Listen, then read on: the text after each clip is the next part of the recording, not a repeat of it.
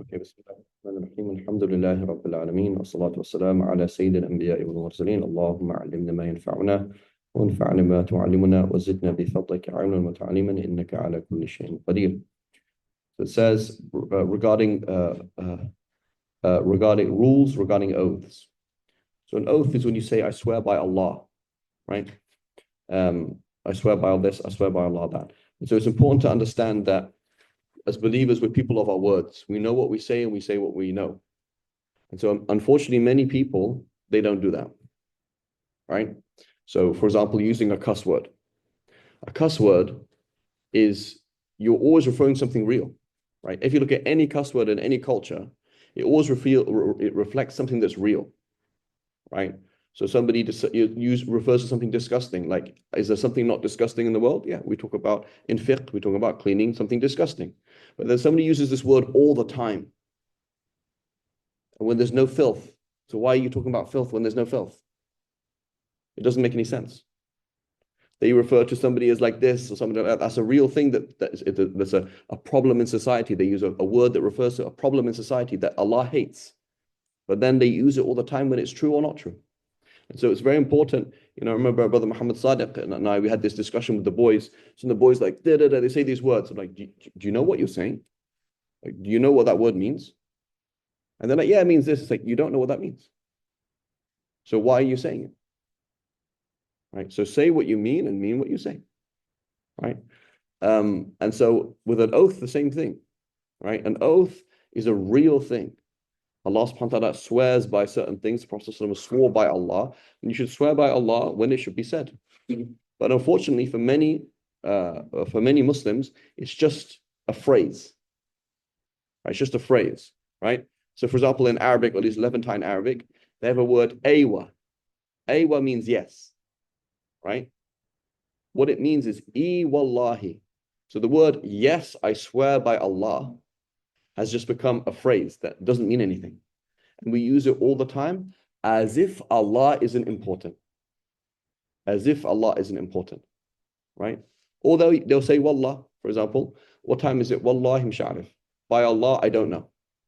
So were you in court and somebody asked you, when so-and-so was killed, did you see him or did you not see him? Or were you there or were you not there? He said, by Allah, I know what I'm saying. I am swearing by the creator of the universe. I don't know. Okay, jazakumullah khairan.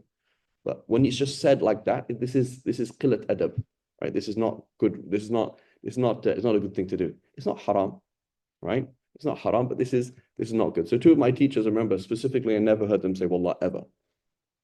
They never ever said it, right? And so it's something that we should train ourselves not to say in English or in any other language, right? And so we should understand that words have meanings. Words have meanings, right? And we should say what we mean and mean what we say. We mentioned, for example, somebody who says something to their wife like this. You're saying something, right? You're married. Are you married or you're not married? Yes, I'm married. Okay, that means this and this. If you're not married, then don't say this. Yes. I remember there is a gentleman, Arab, he's a doctorate degree. He's a vice president of somewhere in Palestine and Masjid al-Aqsa. He's the vice president or something. He came here to collect some money. And half of his speeches was wallahi. Wallahi, everything. So if he means it, that's fine. The whole thing. Inshallah. Is enough. I know, but the problem is when would you like some more food? And he says, by Allah, I'm full. And then he says, do you know where so-and-so is? By Allah, I don't know. Is everything that important? No. So we have to understand so what it does when you say something again and again, it becomes cheap. Words become cheap, right? Like the word inshallah, right? So when people say inshallah, do you mean inshallah or do you mean the Muslim inshallah? Because the real inshallah is if Allah wills this will happen. The Muslim inshallah means no, right? Brother, can you help me tomorrow morning? Inshallah. That means no. Because you've used it so many times that it means nothing, right? And so that's not good, is it? That's not good, right? And so you've taken away Allah's name. In Arabic, in Tajweed, we learn how that there's lams, there's the sounds that are heavy like R and sounds that are light like ah, right? So the lam is always light. So Allah's name should be Allah, not Allah. Okay, why do you say Allah? Because he's so great. They changed it from Allah to Allah because it's to show the tafkhim, right? To show how great it is. Wallahi, it's a heavy word, right? So what we do is it's like somebody, like a little kid with a nuclear bomb. You're sending nuclear bombs. Like, what are you saying? Prophet ﷺ said that about Ghiba, right? One of his wives said, oh, so-and-so short. One of the other wives, she's short. The Prophet ﷺ said, your words, if they were to be put in the ocean, it would all become like they're bad. They would all become putrid. You wouldn't be able to go in the sea anymore. The ocean. So one word of Ghiba would destroy the whole thing. One word. So we just say things that it doesn't matter. It's not a big deal. But a key thing to understand is we look at things as things and nothings as nothings. It's the other way around. Nothings like wallah, like you said a cuss word, like you were horrible, like you look down upon somebody. Things that are nothing are everything. And things that are nothing, you have a computer, it's going to go away. You have a building, it's going to go away. You have $1 trillion, it's going to go away. Everything that we see as thing is nothing. But every nothing is a thing. The things that we see as insignificant, that's a huge thing. So with the word wallah, it's okay. It's not haram to say that. But you keep saying it again and again and again. I hope you have a reason. Inshallah, I'll have a good opinion of you. If you said it 50 times, inshallah, every single time you meant to venerate Allah and to confirm something. But when it just becomes a phrase, that's not good. Right? It's not good. And what's worse than that is you know that I'm lying. Okay? You say, for example, hey, brother, you said, for example, yeah, last week we both bought a pizza together and I paid you. And you said, bro, you did not pay me. You say wallah. So you know I'm lying. And you know, are you going to make me sin? Why? Why did you want to make me sin? Because you want to win the argument. What did the Prophet ﷺ say? The Prophet ﷺ said, whoever leaves arguing, even though he's right? Whoever leaves arguing, even though Allah subhanahu wa ta'ala, even though he's right, Allah subhanahu wa ta'ala will build for him a castle in paradise. So that's what you're supposed to do. Now, instead of getting a castle in paradise, you made your brother jump into sin. You pushed him into the hellfire. You cornered him in front of everybody else. Right? Okay, everybody else come here. Hey, look. Did you pay me or not? Yes. Say wallah. I won't do it. See? And then he's like, okay, wallah, I did it. Why? Why do you do that? Because it's called nafs. You want to win. You have to show that you're right and he's wrong at the cost of Allah. Right? It's like that's like somebody who said, to prove that I'm right, I'm going to urinate on the Kaaba. Really? That's what you wanted to do. You wanted Allah's name to be taken, to be disrespected for the sake of your nafs? Yes. Okay. Similarly, so what should we do as Muslims? You say, I paid. Free, did you pay? I paid. Say wallah. Allah's name is greater than my name. If you want to call me a liar and you want to ask me for the money, I'll pay you again. It's okay. Me being a liar is okay, because my honor is not like Allah's honor. So I honor Allah more than myself. So it's okay. You want to take my money? Take my money. I'm not going to say wallah. If I'm in court and I have to. I will say it. Did so and so kill so and so? Wallahi al-azim, innahu qatalahu wa ra'aytuhu bi ummi ayni. I saw that with my very own eyes. This is an issue of haqq. Who's going to be killed? Who's not going to be killed? Is this your child? Wallahi al-azim, inna hadha waladi. Okay, jazakallah khair. Thank you. Done. And the angels are watching, and Allah is watching. And you said it for a reason, because the qasam, the oath, has a place in court. But the honor, you should say, Allah is more honorable than myself. Oh, they're going to say you and your family is a bad person. Let them. Alhamdulillah. Right? It's very important to see things. Often any language, you want to understand your language, you learn another language. Right? You want to understand your culture, you see another culture. Right? And so, I teach Shakespeare now and then to people, right? And so one of the plays that I'm not going to do, but it has good things is Romeo and Juliet. Romeo and Juliet, you can only understand it if you're Arab or Afghan, because it's about tribes. Our family, their family, the Stanizai versus the Musazai, or the Beni Hassan against this. This is just tribes. And this person is in love with this person, so it's a problem. In the West, nobody cares anymore, right? They don't care about your family. So in the beginning, there's these gangs, right? And one person, they say, for example, he spits in front of the other. And everybody's watching. So what are you going to do about it? What are you going to do about it? Like, I spat in front of you. What are you going to do? And for his sake, for the sake of his family and the whole tribe, he has to start a fight. And then this person has to kill so-and-so, because it's all about, right? I had a friend, for example, from Kazakhstan. He said, in Kazakhstan, if you pull your knife out, you got to kill somebody.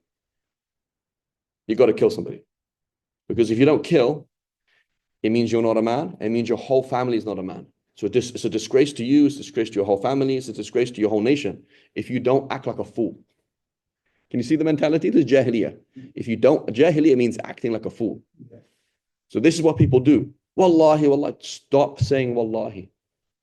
Put yourself down. What is sujood? Put yourself down. Yeah. I'm speaking the truth. If you don't believe me, that's okay. You're a liar, and I'm wallahi, you're a liar. He said that to you. Wallahi, you're a liar. Why would hear me say it? Wallahi, you're a liar. And he didn't defend himself. Subhanallah. He has no ghayrat. No, I have ghayrat for Allah, and you have no ghayrat for Allah. Can you see the difference? There's ghayrat for yourself, right? Ana aghar ala ism Allah, right? I have ghayra. I have jealousy for Allah's name, so I don't say it. I'm not going to say it. You think I'm disrespectful? You think my whole family is disrespectful? That's fine. Knock yourself out. Enjoy it. But Allah is greater than this. And it's not about you. It's not about me. It's about Allah. But what do? We make the Kaaba. We get the Kaaba, we move it from Mecca and make it to me. The Kaaba of the world is me. The Kaaba of the world is my name. The Kaaba, so I'll do anything. The haram now becomes halal. Right? This is how we work. Right? And so with an oath, use it when you need to use it. And khalas. When your kids say, Wallah, don't say that. Say, no. It's not haram, but don't say that. Don't say that a lot. Say it when you need to say that. Right? Our wives, they'll say these things. It's a phrase, right? It's a phrase. It just comes out. Don't put it as a phrase. Allah is not a phrase. Allah is not a word. Allah is Allah. If you want to use Allah's name, use Allah's name. There's a time and a place to use a gun. You want to kill somebody, brother? Right?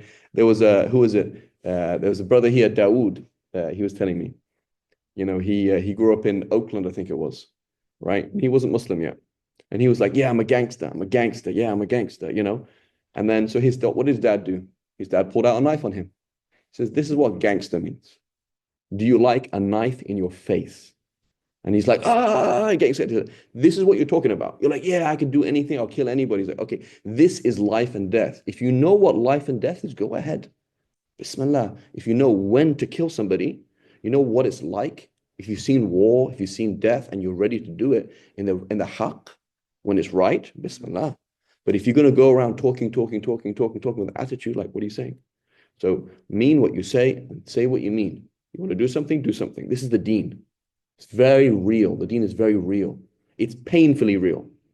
It's like, oh man, right? When you say that shahada, oh, I'm saying something, right? It's a huge thing. Allahu Akbar, right? You're saying something. It means something as opposed to empty words.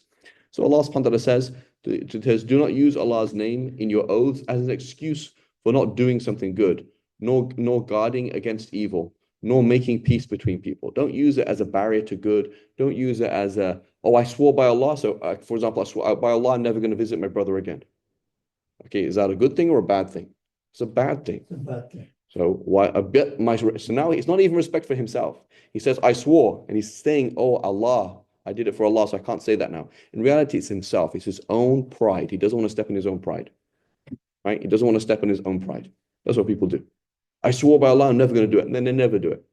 So what is that pride for? Right? Allah subhanahu wa ta'ala gives us pride and stubbornness. What is that for? That is a weapon to use against sin. It's a weapon to use against kufr. And it's a weapon to use against our own badness.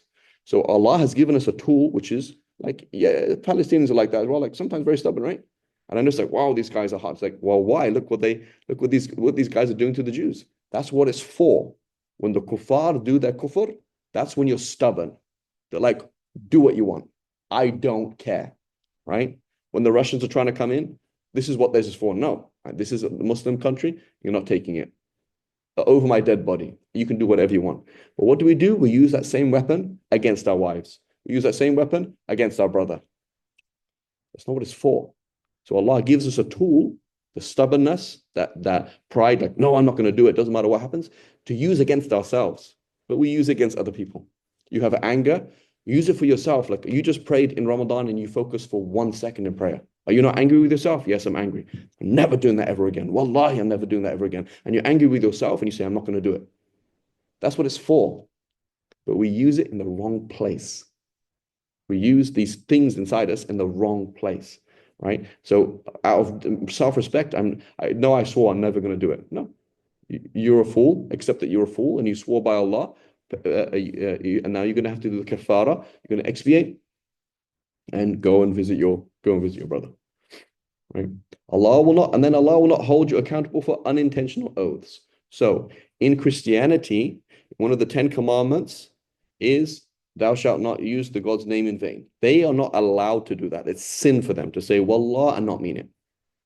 Okay, for us it's just bad adab. But in the Bible it was forbidden. That's why, Allahu A'lam, Jews don't say God.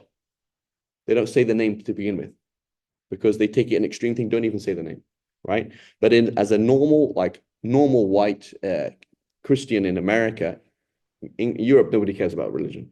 If you're religious, you're a weirdo. But in America, there's still places where people are religious. Like in the past, if you said by Allah or I swear by Allah, you get beaten up by your mum. Your mum would have you wash his mouth out with soap. Like, you can't say that, right? You can't say these things. Excuse me. So Allah subhanahu wa ta'ala is in the deen of our deen is much more merciful. And you say, okay, what time is it? Wallahi, I don't know. It's not haram. Right? It's just a phrase, but it is qillat adab, right? It's bad. It's not respectful to Allah subhanahu wa ta'ala. Allah will not hold you accountable for unintentional oaths. You had no intention. But what your hearts intended. And Allah is all forgiving, all forbearing. Those who swear not to have intercourse with their wives must wait for 4 months. So we mentioned the dhihar, which is you are as haram to me as my mother. And now this is by Allah, I will not sleep with you ever again. Or by Allah, I will not sleep with you for 4 months or something like that. So Allah subhanahu wa ta'ala says, again, be a person of your word. Say what you mean and mean what you say. Is this person haram to you? Okay, that's it. Divorce them. Right? But what do people do? Subhanallah, the other day, this sister contacts my wife. She says, I got married, but I wasn't really convinced whether I should get married or not. And then I got married and now I'm not very happy. I'm like, sister, how old are you? You're 18 or 20. Did they force you at gunpoint to get married? No. Okay, then act your age, please. You are not some girl in Afghanistan who was forced to marry some guy and I'm like, I don't like this person. I was forced. No. Right? Which picking on Afghans, but it happens throughout the world, right? There's girls who are in situations they're forced, right? You chose to marry this guy. You knew his good side, his bad side. And there's things you don't know, and nobody knows, right? You don't know. And so act your age, please. Many people are immature, right? It's like, actually, you chose to marry this guy? There we go, right? And so you be a person of your word, act your age. So they swear that I'm never going to do that. So they have up to 4 months, right? So some scholars, they say that means that women have a right to intercourse every 4 months. Because if they had a right to intercourse in less than 4 months, why would Allah allow you to say that and then take her back, right? The relied upon position is no, is that it's bil ma'ruf. It is based on what she needs. Based on what she needs and based on his capability, right? Some scholars say it's every 4 nights. Why? Because you could have 4 wives. So if you can have 4 wives, that would mean he's with one each night. So that would be one every 4 nights. But the relied upon position is no. It's based on her need. She doesn't have needs. She's not interested. It's okay. She has a high need, low need, this depending and based on his ability, he's traveling, he has work, his physical ability, whatever it is, right? So anyway, so the point is, it's not a joke though. So my favorite quote with middle and high school is because women don't count. It's the opposite. Of course, women count. We're always hearing about women in the Quran, hearing about all sorts of things about women. And so you cannot say that to your wife. You can't do that. That's haram. If you do that, you're now given four months. Either you take her back, in which case you're going to have to do a kafara, or if you choose to, then divorce her. And if they change their mind, then Allah is certainly all forgiving, all merciful. But if they settle on divorce, then Allah is indeed all hearing and all knowing. And then it says, divorced women must wait 3 monthly cycles before they can remarry. It is not lawful for them to conceal what Allah has created in their wombs. So what is the point of an iddah? An iddah has a number of things. So a man divorces his wife for the first time. So one-fold divorce, he just said that he divorces her once. So now she enters into an iddah. She is now haram for him unless he takes her back. So he has a time to think, you were a fool, you said something you shouldn't have said, and you could take her back, or you have some time to think about it. So he has 3 months basically to think about it. She has 3 months to process being divorced, and she has 3 months to find out, am I pregnant or not? Because there's her and there's him, but there's also the child. The child has a haqq. Whose father am I? Whose child am I? That's a haqq that you have. Very important, right? And so that's the basic thing there. Now, that could be longer and shorter because her menstruation might be, menstruation could be very short. Her period, she could have a very short period and a very short, minimum of 15 days, but, a very short period in between. Or it could be very long. She got shocked. She was shocked by the divorce. And she didn't had a period for a year. And then after that, she calmed down and she was healthy again. So she had 1 period, 2 periods, so it could be a year and a half. So now this guy's like, oh my God, I have to pay for her food and drink for a year and a half. Say, yes, Habibi. But we only married for 2 weeks. Say, yes, Habibi. Because you're a fool. You have the body of a man, but you act like a child. So therefore, you should not be given this luxury of being married. So I mentioned this thing again and again. If you act like a man, you're treated as a man. But if you act like a fool, you're going to be treated as a fool. You keep speeding, we're going to take your license away. Right? You have a criminal record, you can't have a gun. Right? And so this is the same thing. Many people, they're shocked. They're like, oh, but I thought. It's like, yeah, I'm sorry. Right? What's the principle? Is the law does not protect the ignorant. What's it called? There's a principle in law like, oh, I didn't know. Like, sorry. What? Sorry. I invested in a $1 billion building, and I didn't know this law. You didn't know this rule. Oh, I'm sorry. You should have spent time with the lawyer. If you're happy to spend $3 billion and you don't have a lawyer, you have a problem, right? So people get married. The last thing they question is fiqh, right? SubhanAllah, Brother Ilyas, he told me, he said that in, I think Malaysia or in Indonesia, you're not allowed to get married until you have a certificate that you did a course in marriage. You have to have a course. You do a course. Like, I know the fiqh of it. I know this, I know this, I know this. Because otherwise people do silly things, right? They do the same thing for Hajj. They have to have a certificate. And get certificate, and then he qualifies to go to Hajj. Yeah, so that's a problem. People go on Hajj, and you spent what, $5,000, and the last thing they ask is what's halal and haram on Hajj. Subhanallah, right? So that means you don't care, right? That means you don't care, right? It's a way of, it's just, so you should take the time and say, I want to do a class, I want to do this thing. So marriage, you act like this is a real thing. You're about to create a child. And that child is going to create a child. And that child is going to create a child, right? Like I had rabbits. Okay, I had rabbits. And so if you have 1 rabbit, she gives birth to 11 rabbits. And each of those rabbits, let's say half of them are girls. And then 5 times 11. So within 3 months, you have 60 rabbits. And then they all get hit by a car. Who's responsible? You. Look after your animals. So here again, Allah subhanahu wa ta'ala is saying, you should get married when you're young, you should get married as soon as you can, but stop acting like a fool. And this is unfortunately the case for many, even adults. They act like fools, right? They act like a fool. And so they're like, oh, I didn't know. It's like, okay, I'm sorry, but you're acting like a fool. Don't do that. Divorced women must wait 3 months before they can marry. They should not conceal that they're pregnant, because now what happens, right? So 2 scenarios. She was pregnant from her husband, and then obviously she's not going to have a period. That's the whole point. She didn't have a period, and then, okay, second period, no third period. Oh, 9 months later, she gives birth. Whose child is this? Oh, the husband that divorced me. Alhamdulillah, she gives birth and now she can get married. Alhamdulillah, but we know whose child this is, right? Or what happens? In her iddah, something happens that shouldn't happen. She does something that shouldn't happen. And now she's pregnant. So now the same thing's going to happen.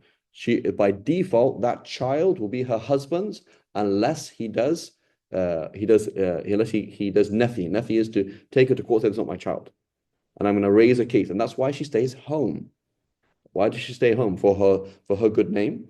Everyone say, oh yeah, you see that child? It's not her previous husband. No, she was home. We all know she was home. She got divorced in this house. She stayed in this house. Don't say anything about her. You can't say things like about that. And the child, we all know, no, this child was born after her husband, the dad divorced, but this is the father, right? So this is very important. And their husbands have the right to take them back within that period if they desire reconciliation. So now you divorce her once, after a week, after a month, after 2 months, yeah, I think we should stay married. So he takes her back. What if she doesn't want to? It's not her choice, it's his choice, right? It's not her choice, it's his choice. So then life goes on. A year later, argument, something happens. He divorces her again. So now strike two. She's now in her waiting period. Month 1, month 2, but before month 3 ends, he takes her back. Okay, then he divorces her again. Sorry, you can't take her back now. There's no taking back after strike 3, right? Yeah. Excuse me. So women have rights similar to those of men equitably. So Ibn Abbas, he said, just as I like my wife to dress up for me, I dress up for my wife, right? And so unfortunately, many men, they're in, I don't know what planet they're on, right? They have a shower once a week. I don't know what they do. Like, they don't care. Maybe they go to work. Many men and many women, it's like this. When you leave the house, you dress up. When you come home, you don't, right? So this is the opposite, right? This should, the opposite. This is all very important, and people kind of, they live like they're living in a dream somewhere, but they don't see basic realities. Like, obviously, nobody would like to be with a man like that because you're overweight and you don't do anything about it. You smell, you don't not dress nice, this, whatever it is, right? And so, it's kind of basic things. Sometimes what we see is that the kuffar, because they don't have rules, they're sometimes more sane than we are. So like a normal person who might go to a bar or go to, like, how would you dress, right? How'd you go to work? Because you know that people judge you, right? People will judge you based on how you look, how you smell, how you this, how you that. And then you think that doesn't happen at home, right? So I'm not saying we should do those things, but you just kind of leave. I go, yeah, how would that, if this was a woman you're trying to impress, which you are, if this was a woman you're trying to impress, then how would you behave? What would you do? Would you this, etc. Right? And so, there's a lot of things like that. It's kind of, it's strange, but people fall into this weird way of thinking, right? And so women have similar rights to those of men, although men have a degree of responsibility over them. And Allah is almighty and all wise. He says divorce may be retracted twice. So if you divorce once, then you may take the what back. Divorce twice. What do people do? What's that famous Bollywood film? Talak, talak, talak. What's the film? It's like a film. There's some kind of Bollywood. So what they do is that everybody just says it 3 times because it's dramatic and it right. Just like people cuss. Why do people cuss? Because it makes your nafs feel big, right? So then they say things like that. So why did you do that? Allah knows that people are impatient and people cannot always control themselves and people make rash decisions. That's what you do once, strike one. So it's like the kid who first got his driving license, right? And he gets pulled over for going 45 when it's 35. Instead of stopping when the police stop him, he started a speed chase. And he killed somebody at 17. Why? Just get pulled over, pay the ticket. The policeman saw you. He knew you were young and he wanted to make a point. Just take it. It's okay. Learn the lesson. But you don't want to, you're stubborn, so you kill somebody in the process. thinking that whatever, right? So this person is like, you've been married, she's a nice girl, just everybody has arguments, it's normal. You had something happen, then you divorced her 3 times in one go. That was a very silly thing to do, right? Why did you do that? And so, may Allah forgive us all. We need to train, some of my teachers, what they would say when they're teaching the fiqh of divorce, they don't even say the word. They say, when a man says this, they would never say the word, as if it was like a difficult word, right? Like if I said, there's certain words in Farsi or certain words in Arabic you couldn't say in front of people because it would, even if it's not a rude word, it's just that's harsh, right? Like the word ha mim alif ra, like you can't just say it. Just repeat it again. That's a cuss word. It's a word that kids are learning. You don't say that word. It's an animal. What's wrong with that? But you just don't say that word, right? So there's certain things you should be trained where people just say this stuff all the time. And then you meet somebody who said, how many times have you divorced your wife? 100 times. Like, what kind of deen do we have? Right? What kind of deen do we have? And it's a joke, right? So then this person is here in the front row of Fajr, but he's a zani. He's committing zina the whole time. Right, and his son is very protective of his mother. Mama, I'll take you on Hajj, do this, but you're happy with your mum living with an ajnabi, somebody who's not even it's like it doesn't make any sense because again, culture is greater than deen. Culture is more important than deen. That's why. May Allah forgive us. So divorce may be retracted. You can take her back twice. Then the husband must retain her with honor or separate from her with grace. Notice, when you read about divorce in the Quran, it's beautiful. When you look at divorce in the Muslim community, it's hell. It's very positive. Read Surah Al-Talaq, it's all nice. Beautiful rules of life. May yatawakkal Allah fa hasbuh. If you rely on Allah, Allah will be enough for you. Inna Allah balighu amri. Allah's in charge. The verse ends with Allah subhanahu wa ta'ala is bigger than this. Your life isn't in divorce or marriage. Allah is the creator of the heavens and the earth. You're free of the oppression of people. But what do we see in the Muslim community? I'm never going to get married because I'm going to be oppressed. And then when they get oppressed, they get really badly oppressed. And it's all hell, right? And so then why would I get married? Right? As a teenager, why would I ever get married? When I see this from my parents and my grandparents and relatives, it just sounds drama, just drama, non-stop drama. I'd prefer to have a boyfriend or a girlfriend, khalas. I'd prefer to live life as a kafir because at least it looks nice on TV, right? At least it looks nice on TV, right? And so it's very important. So we said, where does akhlaq begin? Oh, does a brother to pray Taraweeh? I really don't care if you pray Taraweeh. You've never opened the Mus'haf in your life, but you went to a scholar says, what does Allah in the Mus'haf say about this, this, this, and this? And you applied it. Like that Bedouin, he comes to the Prophet and says, oh, no, he's rude. He's not very polite. Okay, what do I have to do? He says, this, this, this. Okay, do I have to do more? No. Do I have to do this, this, this? He just says, what do I have to do? And he does it. And the Prophet says, this man's good to go. But what do? A lot of talk, no walk. A lot of talk, no walk, right? And so, we talk about akhlaq. Akhlaq begins here. See how the person divorced, see how the person married, see all of these things. This is akhlaq, right? And this is building society. This is building Gaza. This country is going to spend $1 billion rebuilding Gaza. Rebuild your house for free. And you're building Gaza, right? Rebuild, and not for your sake, for the sake of 20 generations, 30 generations of Muslims who have akhlaq and worship Allah, right? That's what we're doing. You're making a nafs sacrifice. I have to say that I'm wrong, even though I'm not. I have to be patient, even though I don't have to be patient.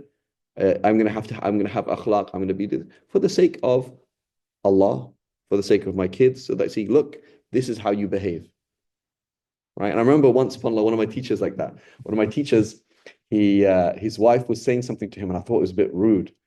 He was like, she was kind of like, and I remember the sheikh just looking down. And I was like, why did he respond like that? And why did he let his wife do that in front of him, in front of us? And then I realized he's teaching us. Like, you don't always have to win the fight. He probably told her to do that. You don't always have to win the fight. It's okay, right? Imagine, for example, the police come to my house, domestic violence. What's happening? Fareed versus his rabbits. Like Fareed. You're that insignificant. You have an argument with a 3-month-old rabbit. So yeah, he said I didn't feed him properly, but I did. And the police are like, sorry, we're going home. Like this guy's got a problem. It's the same thing. You're not on the same level. The key thing is, I'm not saying that women are low, but you're not on the same level as your wife. Therefore, you shouldn't be on her same level. She can go, and you're like, I'm sorry. Like it's okay to apologize, even though, because it's like a little kid, a toddler says to you, you're a meanie, you didn't give me what you promised. You did give you a promise and the more. And so if you're talking to a toddler, right? And sometimes people behave like toddlers, and that's part of our, part of the you're big enough to encompass that person, that you can overlook it. It's not a problem, as opposed to, oh, the rabbit didn't acknowledge the fact that I gave it pellets. The chicken, I gave the chickens water, but then they complained that I didn't. It's like, it's okay. It's a chicken. It's not a big deal. Right? Just like with our own kids, if our kids are not fair to us, we're okay with that because you're here, the kid's here. It's the same thing, right? So it is not lawful for husbands to take anything back of the dowry given to their wives unless the couple fears not being able to keep within the limits. So the default is divorce is in his hand. She cannot walk out. So a wife cannot say to her husband, that's it, I'm getting a divorce. That doesn't exist. Like that doesn't exist. The Prophet ﷺ, he said something very important. He said, marriage is a form of slavery. So you should be very careful who you marry. Meaning, like this man owns you, right? One of the phrases for marriage is you say, "Malektuka ibnati," like I give you my daughter. It's like that. And so, like, oh, that's it, I'm walking out. Sister, you agreed to marry this man. That means you can't walk out. If you're not comfortable, then don't do it.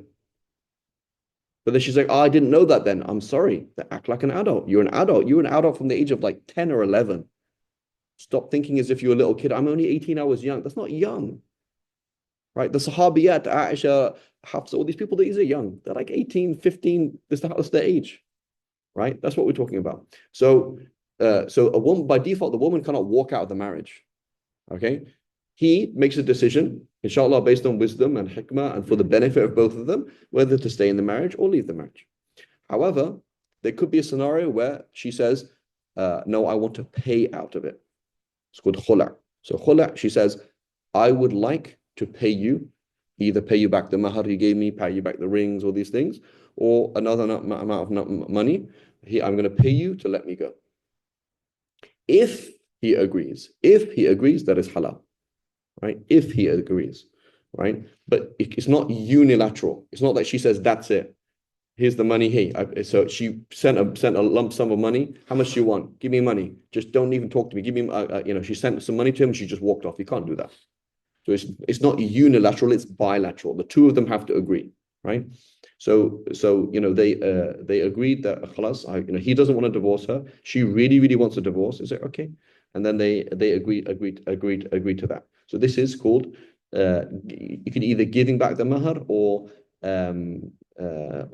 paying some other amount of money, unless the couple fears not being able to keep within the limits of Allah. So what do we do? This is most Muslims is for the sake of the family, meaning reputation, we should stay married. Are they keeping within the limits of Allah? No. They're not giving each other their rights, and they're continually arguing, and everybody knows it. But for the sake of the name, it would be embarrassing if people knew that we were divorced. So therefore, we stay together. So people are akbar and Allah is not. Whereas Allah subhanahu wa ta'ala says, are you able to be humans? Are you acting as humans? Right? Are you acting as humans? Do you talk? Or do you just shout the whole time? Right? Because that's what an animal does. Animal uses violence and loud sounds. So are you acting as an insan or are you acting as somebody other than an insan?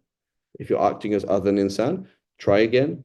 Okay, I'm sorry, I can't do this. Maybe you need to wait a long time. They got married at 16 and he has to get remarried at 36. Okay, alhamdulillah. Some people, they're like that.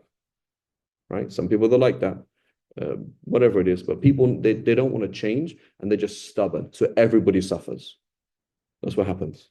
Everybody suffers, right? We cut off our nose to spite our face. Just stubborn, right? It's okay because it's embarrassing, right? And so this whole culture we have is a huge bid'ah.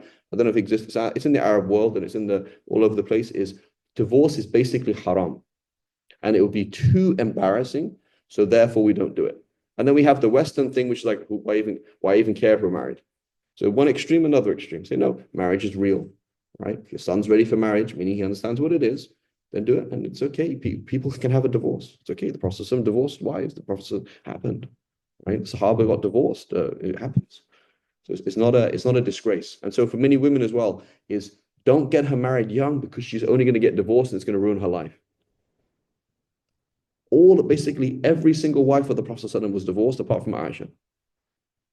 Right? So were married and they got divorced. It's okay. So we have a major problem that stops us from being happy. Right? It's like somebody saying, I don't want to have iftar because when I have iftar, I might not like the food and then I'll be unhappy. So then the person stays for 3 days without eating. And then they break their fast during the day in a haram way.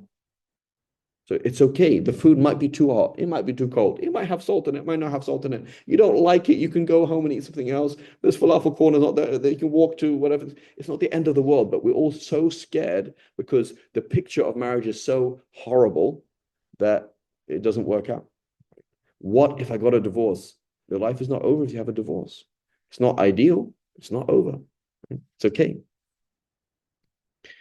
Okay. So if you fear you will not be able to keep the limits of Allah, then there is no blame if the wife compensates the husband upon divorce. Now, what's the difference though? He divorces his wife once, he can take her back. She said, I'll give you $50,000 if you divorce me. So then he divorced her once. Can he take her back? No, because what will be the point in paying then? Right? So it's a one-fold. It happens once, but it is final, right? But then they could get married again. So a threefold divorce is final, but they can't get married again until she moves on, as we read later on. But with khula, she says she paid him, for example, she said, that's it. I hate this marriage. I'm sorry. We've tried. Please. I know you want to stay in the marriage. I really don't want to stay in the marriage. Listen, you paid for the wedding. You paid for this. You paid for this. You paid for this. You paid for this. I'll borrow, steal, whatever. You want $50,000? I'll give you $50,000. Just please let me go. So they did it. 2 years later, she's like, oh, I didn't get married and I miss you. Can we get married again? You can get married again. It's fine. So with khula, you can get married again because only done once. With a threefold divorce, you can't get married again. Right? So there's a difference there. These are the limits set by Allah, so do not transgress them. And whoever transgresses the limits of Allah, they are truly wrongdoers. Again, for most people, Deen is Quran Sharif. Deen is masjid. This does not apply to them. They don't know and they don't care. Because the deen stops and Allah only exists in the masjid. He lives in the house, in this cat. That's it. When you leave here, that's different, right? So subhanAllah, the kuffar, they say what happens in Vegas stays in Vegas. We're the opposite. We say what happens in the masjid stays in the masjid. See how we think? We're laughing at the kuffar and say, astaghfirullah, these guys. You know, your manager says, hey, you know, what happens in Vegas stays in Vegas. He's saying, hey, that's a small place. That's not a big place. We say the worst. We say what happens in the masjid stays in the masjid. Whatever the Quran said, mashallah, ameen, let's go home. It does not, right? It does not apply to me. What happens in the masjid, what is said in the masjid does not apply to me. Right? May Allah forgive us all. No, he's always live in the masjid. That's it. Yeah, that makes him a no. It's not. Masjid is not Maulana. Exactly. So that's not a Maulana then. Maulana counts when you go home. You have a beard, you don't have a beard, I don't care. Right? It's not a big deal. So many people, they look religious. They're not religious. They're not religious. Right? I remember when I first went to Jordan, I was like, oh, used in England, all the religious people have a big beard. So I saw people who don't have big beards, oh, they're irreligious. That's how I'm judging people, how long your beard is. And then you realize the deen is not like that. The deen is akhlaq. The deen is akhlaq. Are you a nice person, not a nice person? Do you ask, is this halal or is it haram? Everything else is like, whatever. So if a husband divorces his wife 3 times, so it's either threefold in one go. He divorced her 3 times in one instance, or he divorced her once, took her back, once again, took her back, once again. Then it is not lawful for him to remarry her until she has married another man and then divorced her. So here it says until she's married. What does hatta tankiha, hatta have intercourse. That's what it means. Nikah means intercourse. Mhm. So what it means is she's gonna not just marry, okay, there was paperwork done. No, she got married, she was intimate with her husband, and then that didn't work out. And then that new husband divorced her, and then she finished her iddah and then went back. I.e., Allah wants you to move on. People don't do this. People don't move on. They just get stuck. My life ended with marriage. My life ended with divorce. My life ended with the death of my daughter. My life ended the time I got disabled. No, it's not like that. Yes, you can't walk anymore. There's other things you can do. Oh, I can't get back into this country. There's other things you do. Your business failed. There's other things you can do. Allah, ala kulli shay'in qadir, I can do anything. Yes. Your life is not limited to so and so and so and so and so and so. So this is what we do. We do this. When we say life is limited to my marriage, you're saying al-nikahu akbar. That's what you're saying. But when you say in my life is not limited to marriage, okay. People laugh at me now. I don't have any money anymore. I'm disabled now. I'm not married anymore. I can't do this. It's okay. Allah will make something else happen. Right? So people need to move on. We don't do that. So therefore, she doesn't get married because she's scared she's going to get divorced and her life is going to end. Because why? We're Catholics. But we're not Catholics. We're Muslim. Get married and have good akhlaq. Try and work it out. Your husband was immature. Alhamdulillah, Rabbil Alameen. That's nothing to do with you. He divorced you 3 times. You got a divorce. That's no embarrassment. Unfortunately, for many cultures, it's an embarrassment. That's what it is. It's embarrassing. Oh, their daughter got divorced. What did she do wrong? That's how they think, right? This is even English culture. We read this book at school. It was called Return of the Native.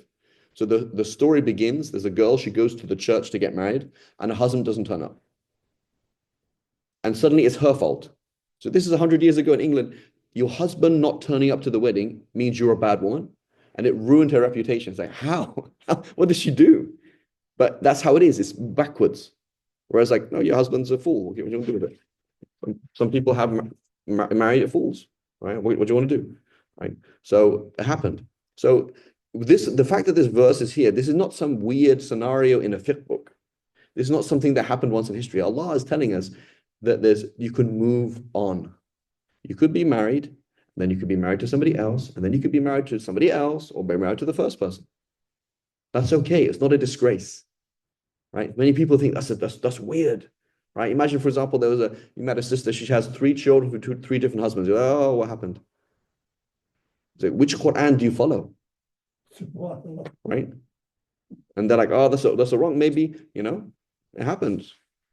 It's okay. And so, like people also, they live a life, everything's perfect, right? A life is perfect. And then like on TV, it's like this. It's not like, life is not like the TV. In the action film took 1 hour and a half. Did you know how long it took for them to get to the top of that hill? 2 hours, right? In the film, everything happened. It wasn't like that. In the film, romantic music and everything works out. It's not like that. Like marriage, that in reality, when you go into the world, there's no music in the background. It's just you and your decisions. And things are slow and things are confusing and things are stressful and things like that. Right? This is life, right? And so people, they have this romantic idea of things that has to be all perfect. And if it's not perfect, it's all over. Not like that. Right? And so, people have to accept imperfection. Accept imperfection. Suddenly, here's a man, 35 years old, 40 years old, not married. Why? She has to be like this. The woman you're thinking about doesn't exist. And you're also not that. In his mind, he's amazing. Because everyone's praising him, mashallah, you've done this, you're the sheikh, you're the chief of executives, you're this. You have a picture of yourself in your mind. You're not actually that amazing. You're not that good looking. You're not that clever. You're not that skillful. You're not that wealthy. You're not that amazing. And when you get married, you're like, oh yeah, and now I'm not that amazing. Put yourself down a little bit. And so people, they have this way of thinking and then nothing happens. Right? Nothing happens. People don't get married. People don't get divorced because that would be bad. And people this, people that. You had a question? How common is So the question was how common is 3 divorces at one time? Because of Bollywood and other stupidities, yeah, it's quite common. So much, right? Yeah. So, they tried in Egypt, so in America, right, you can't just get divorced by telling your wife that she's divorced. Like you have to file for a divorce. So people were so stupid, they said, what we have to do is we have to change the Sharia. because people are just ruining their own marriages, right? And they try to do that. They can't. You can't do that. So basically, right? So this is the thing is, people don't take responsibility for their own actions, but you have to, right? Like you're old enough to create life, you should be old enough to be responsible, right? And what age is that? That's not that young. So people start thinking on a mature level at like 40, 50, when you're supposed to be starting thinking on a mature level at 10, 11, 12, 13. Because imagine, for example, you were 12, okay? And you just reached puberty and you left the deen and you got hit by a bus. Where are you going to find yourself? In hell. For how long? Forever. So Allah talks to us as like, no, you're responsible from the time you're responsible. But we don't work like that, because we work in a literally retarded. Retarded means somebody is tardy, right? They're late. So we do everything late, right? People become mature very late, which is very dangerous for our akhirah, because we think we're not responsible, right? So you talk to a kid, they say, let me just ask my mom. It's like, I was telling like the eighth graders, like, your parents don't have to pay for school, but your parents don't have to feed you. So I was like, you not doing your homework is like me not doing my homework. Imagine, for example, Mas'ud, he says, Fareed, I will pay all of your bills and you just do Quran, and I don't do any Quran. It's like, bro, you're not even working. So a normal teenager does not think he's on a free ride. He doesn't see the fact that his parents are not obliged to someone, because he thinks, no, I'm a kid, right? I'm just a kid. He's just a kid. He's not a kid. Let alone girls, like girls in like grade 4, grade 5. That's it. You're not a girl. You're a woman. But she's acting like a kid. It's like you're not. You're not a. In Allah's eyes, you're not. Right? Your hand could be cut off. You could be stoned to death for zina. You could go to hellfire forever. So then you're not responsible for your own homework. It's like that the mentality is off. This is intentional. We created something called teenagehood to make money out of people. It didn't exist in medieval Europe. It doesn't exist in Islam. So the whole mentality, I'm a teenager or I'm a teen, it's not a thing, right? It's not a thing. And it affects marriages, right? Mummy and daddy always solve things for me. Mummy and daddy got me married. Mummy and daddy will take responsibility. No, mummy and daddy will not take responsibility. You're responsible, right? So then it is permissible for them to reunite as long as they feel they are able to maintain the limits of Allah. So again, for many Muslims, the way they think is a Muslim man can do whatever he wants, halal, haram, for however his life. When he gets married, it's fine. But he has to make sure he marries a virgin, because it'd be really bad to marry somebody who's been intimate with somebody else. That's how we think. So a non-virgin woman in many Muslim cultures, is very difficult for her to get married, because it's considered like just unacceptable. Whereas here you have a husband, you were married to somebody, he married somebody else, she married somebody else, and now you're marrying her again. It's okay. Right? Like Asma bint Umays, she's married to Sayyidina Ja'far, then Sayyidina Abu Bakr, then Sayyidina Ali. Right? Atika was married to 5 of the Sahaba. Right? Every single time she marries somebody, he dies as shaheed. Right? There was a Sahabiya, she married a dwarf, one of the Sahaba, Julaybib, right? He's a dwarf. So he married somebody who looks funny, and then he died the next day as a shaheed, and now everybody wants to marry her. Everybody wants to marry her because she's the wife of a shaheed. So we look at things in one way, the Quran looks at things in the opposite, right? And if you think about even business, I mean, marriage and business is not the same thing, right? But would you like to employ somebody who has work experience, or somebody who has no work experience? So somebody they've been married before, they know, okay, this is a normal argument, it's not a big problem, we know how to manage it. Do you want to be with somebody who's mature or somebody who's a fool, right? So the default is you should marry a man who's a virgin should marry a virgin, right? That's the default. That's the default sunnah. But the opposite is not the case. It's not bad or weird or strange or anything. And it's a huge bid'ah and a huge dhulm that women who have been married before cannot get married. It's a huge oppression, huge oppression. May Allah protect us. Let's come to the, let's just finish this, inshallah. So then it is permissible for them to reunite as long as they feel they're able to maintain the limits of Allah, right? Oh, it's embarrassing, so let's get remarried. No. Can you keep to the limits of Allah? Are you going to be arguing, cussing, this and that all the whole time? Then don't do it. These are the limits set by Allah, which He makes clear for people of knowledge. When you divorce women and they have almost reached the end of their waiting period, then retain them honorably or let them go honorably in a nice way, right? Do not retain them only to harm them or to take advantage of them, right? This is what people do, right? Whoever does that surely wrongs only his own soul. Do not take Allah's revelations lightly. Not lightly as a joke. That's what it is. Many people, they take marriage and divorce as a joke. Remember Allah's favors upon you as well as, where do we get to? Remember Allah's favors upon you as well as the book and wisdom. He has sent down for you guidance. Be mindful of Allah. I fear Allah. And know that Allah has perfect knowledge of all the things, i.e., everything you're saying, everything you're intending, all your thoughts. Allah subhanahu wa ta'ala is aware of these things. Inshallah, we'll continue. Inshallah ta'ala.